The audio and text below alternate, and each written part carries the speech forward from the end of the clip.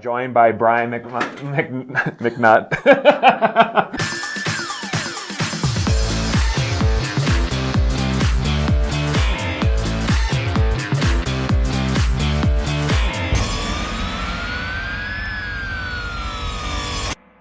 Hey everyone, I'm Josh Pomerlo, this is Bryan McWhite, and we're shooting another episode of Teaming Up. That's right, and today we want to talk a little bit about profit and loss spreadsheets. And we talk a lot about those on our team because we're kind of at the point where we need to, but one of the things we kind of wanted to touch on today is why you might not need a profit and loss worksheet just yet. And I almost like, because I think understanding your finances and managing them are a huge, huge thing in business. I think that obviously it's like air. It's good to breathe it once in a while. Money, same thing. If you don't have much of that, it's going to be like air, and once you don't have it, you're not going to last that long. Right. So we don't go saying you don't need a P&L, and we just say that very lightly. But just like everything in the business, in our business, is in the beginning, to overcomplicate things, make just everything way harder than they need to be. And when you just start out as a team or you're a brand new agent, yes, you should know how much money you have in your checking account. Sure. You should know how much money your expenses are.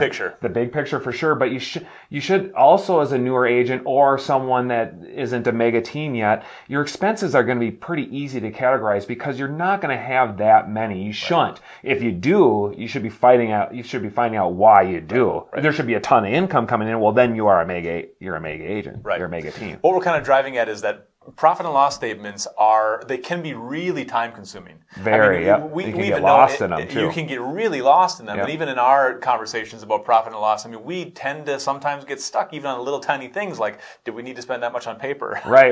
Yeah, for sure. And so we just want you to be preoccupied with the right things, the most high dollar activities, which is not poring over profit and loss statements. Yep. We want you to be focused, have the pedal all the way down to the floor on lead generation and on things like this, not worrying about those kinds of things too much. Right. I mean, you're going to have your brokerage fees, of course, and you're going to have a couple of things with MLS and licensing. But then you're going to, in the beginning, or when you're not doing that much business, you're going to have one or two lead generation buckets maybe that you're spending on money. You might not even be spending money on those if you're door knocking or if you're cold calling. Mm-hmm. You might just have a Mojo, an auto dialer of some sort. But you should be watching those one or two or three expenses that are your biggest, maybe lead generation expenses, and then just holding those accountable. And then after that, of course, you don't use your business credit card. Be smart. Don't go spend and get hotel rooms and travel all the time on your business when you're not making any money. And then when you are, you still want to hold those funds accountable because you're not going to grow. Yep. People need to make money and people need to have opportunities if they're going to be part of the business. So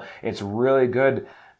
Just you see it over and over, the tracks that lead to success, and you hear that from Warren Buffett, and you see that from Gary Keller, and you see that where they didn't have much in the beginning, and they stored up their money to make it so that they could grow the business and that they could hire other people.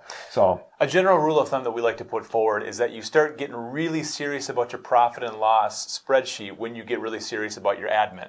Yeah. So when you hire your admin, when it's time to do that, when it's the right time, you hire that person who can come on. And if they're the right person, they're going to be able to manage that, put together your QuickBooks, put together your Excel, put together all your spreadsheets much faster, more efficiently, better than you can. Exactly. And then it just takes a lot of the time out of dealing with profit and loss stuff. Yeah, exactly, because what should you be doing? Should you be doing the $400 an hour activity, or should you be doing the $50 an hour activity? Right.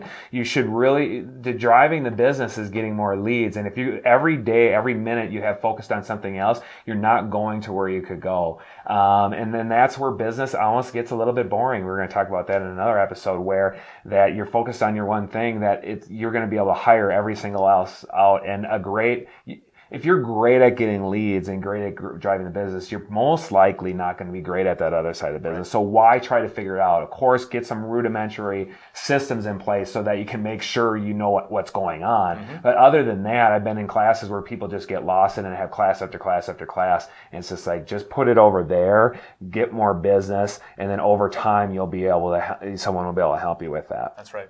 So that's today's episode of Teaming Up with Josh Pomerlo and Bryan McWhite. We believe that real estate teams are the future of the real estate industry, and want to provide good resources for you to be able to do this with us. Yeah, so jump on board. Let's go.